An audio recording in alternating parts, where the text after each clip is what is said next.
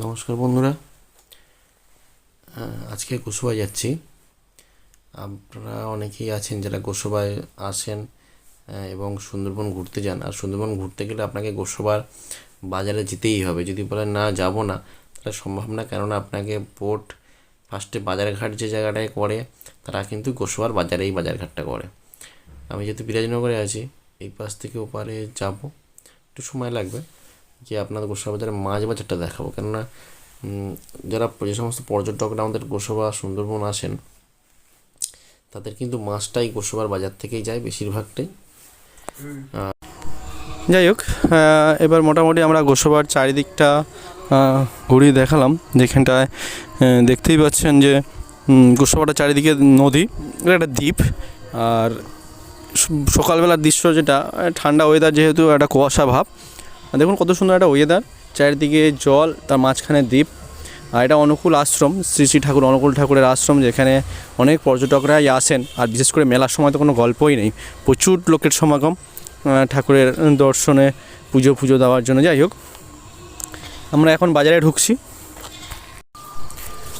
এটা হচ্ছে গোসাবার মাছ বাজার, যেখানে পর্যটকরা আসেন। শুধু পর্যটকটা বলা ভুল হবে, লোকাল লোকও কিন্তু এখান থেকে মাছ কেনেন।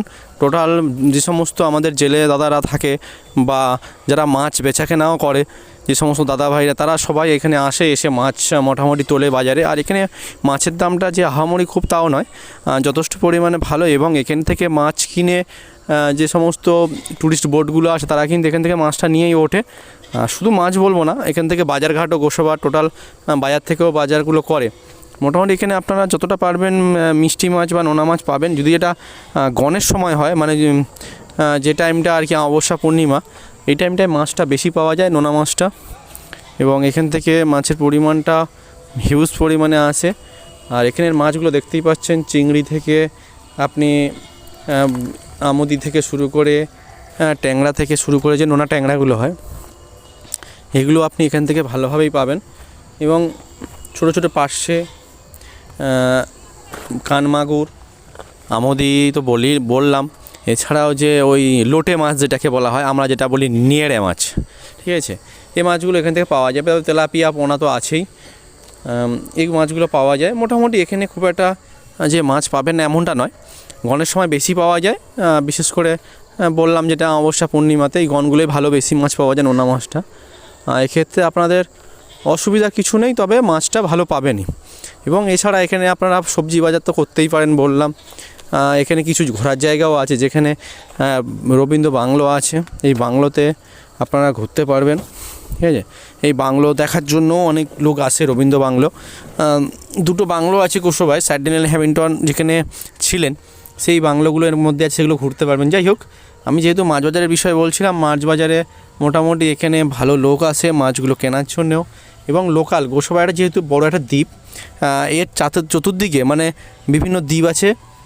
বালি 1, 2 একটা দ্বীপে আছে, বিপ্রদাসপুর, সমুনগর, পাটানখালী, এটা একটা দ্বীপের মধ্যে আছে। এইভাবে মোটামুটি অনেকগুলোই দ্বীপ আছে, যে দ্বীপগুলোয় ধরতে পারেন মোটামুটি লোক সংখ্যা অনেকটাই বেশি। প্রত্যেকটা এটা দ্বীপ ওয়াইজ থাকে। আর তাদের দৈনন্দিন জীবনের বাজার ঘাট সব কিছুই এখান থেকে পাওয়া যায়। এছাড়াও যে মাছের যে উৎপাদনটা থাকে এখানে, সেই উৎপাদনটা কিন্তু এখান থেকেই অনেকটা হিউজ পরিমাণে মিটে যায়।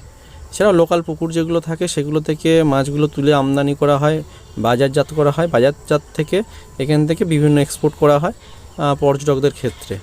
এছাড়াও বিভিন্ন যে সমস্ত যে ট্যুরিস্ট বোটগুলো আছে, তারা কিন্তু এই বোটের যে সমস্ত মাছ বা সবজি যায়, গোসাবা প্রপার বাজার থেকেই যায় এগুলো। এখান থেকে আপনারা আগামও যদি মনে করেন, এখান থেকে আগাম আপনারা মাছের অর্ডার দিয়ে যেতে পারেন, সেখানে দিনের দিনও মাছ পেতে পারেন, এটা এখানে সম্ভব। এছাড়াও এখানে যে সমস্ত মাছের যে আড়তগুলো আছে, এদের সঙ্গেও কন্ট্যাক্ট করলে বড় মাছগুলোও পাওয়া যায়। তবে এগুলো অ্যাডভান্স করলে ভালো হয়।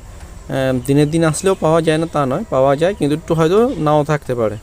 তবে আগাম বলে রাখলে এটা কনফার্ম পাওয়া যায়। এছাড়াও আপনি বিভিন্ন রকমের নোনা মাছ তো এখানে পাচ্ছেন, মিষ্টি মাছও পাচ্ছেন, সেক্ষেত্রে খুব একটা অসুবিধা হয় না।